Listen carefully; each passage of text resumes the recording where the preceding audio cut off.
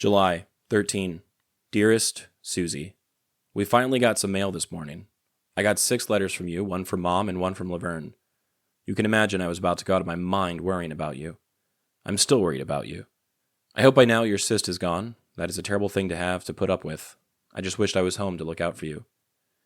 This turned out to be a hell of a vacation for you, but no matter, we will try for a real vacation when I get home. Maybe by then the boys will all be well and you'll be well too. We are still going strong up here. We put in a lot of hours every day, and I am sure it is going to be that way the rest of the time we are up here. I still don't have any orders. The rumor is that everybody who doesn't have them by now had orders for the 11th. Then they did away with the 11th, so our orders had to be changed. That is why it takes so long. I wouldn't mind going back to Benning, but I hate the thought of all that field training. Anyway, I should get some news soon. If nothing happens, I should be walking in the door sometime on the 27th of September. Up until now, everybody has been going home up to 2 weeks early, but they put a stop to that. Now you cannot leave until 24 hours before 1 year is up, so there is no chance of getting out early. Anyway, that isn't long off.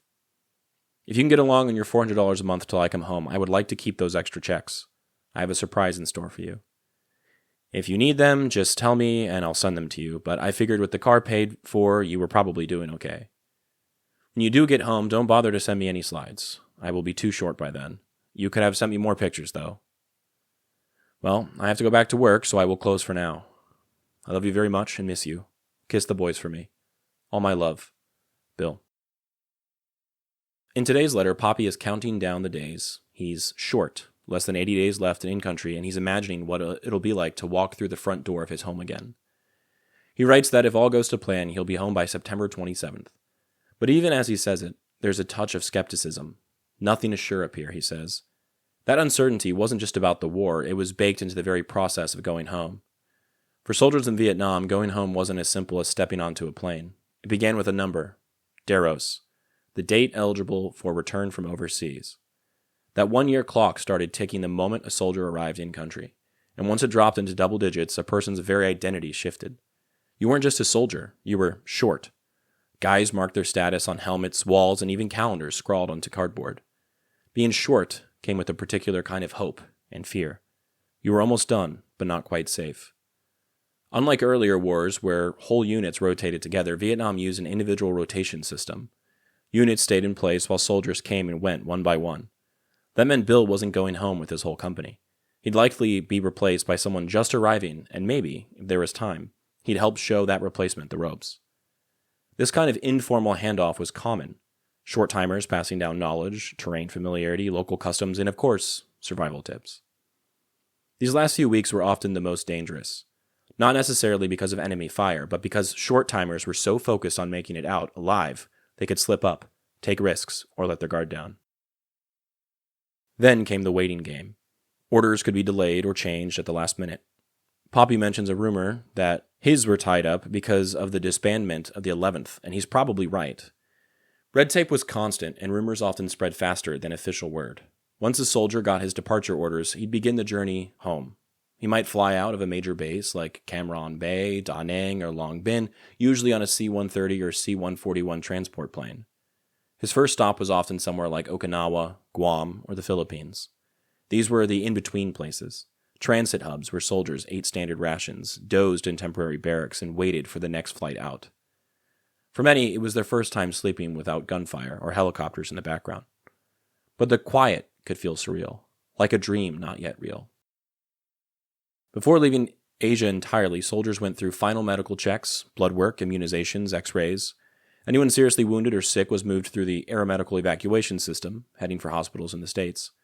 Everyone else waited for the flight back to the U.S., the one that would finally take them home. When their plane landed on American soil, usually at a place like Travis Air Force Base or McChord in Washington, the moment was electric. Some were met by family, others moved quietly through the system, assigned to out-processing bases like Fort Benning, Fort Lewis, or Fort Bragg. There they turned in equipment, filed paperwork, sometimes received new orders, and, for those leaving the military altogether, began the process of separation. The Army had services in place, briefings on benefits, GI Bill access, job counseling, but for many soldiers, those few days weren't enough. They'd been at war. They were used to heat, adrenaline, fear, and routine. Now they were being dropped back into grocery stores, traffic lights, and silence. For the lucky ones, there was a warm welcome. But many came home to indifference, or worse, hostility. And almost all returned with memories they couldn't yet process, because at the time, there wasn't a word like PTSD in circulation. There was just the war, and everything after. The photo I chose for today shows little girls buying produce on a street from an old woman. This is a sight that may have been familiar for Poppy, perhaps reminding him of home, further intertwining his civilian life with his life overseas.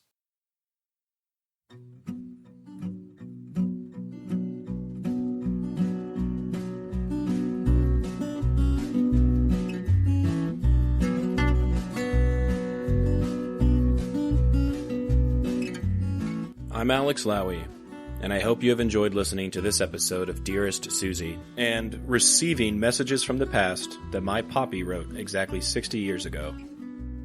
I sincerely appreciate your time and interest. Please consider following the podcast on your preferred platform, and if you're enjoying it, I kindly ask that you take the time to rate the show and leave a review. Also, please follow the project on YouTube, X, and Instagram. All likes, comments, shares, and reviews will help grow the reach of this story. The links for these things should be in the description of this episode.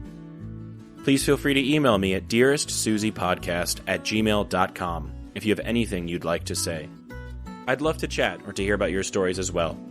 Thank you for listening, and God bless.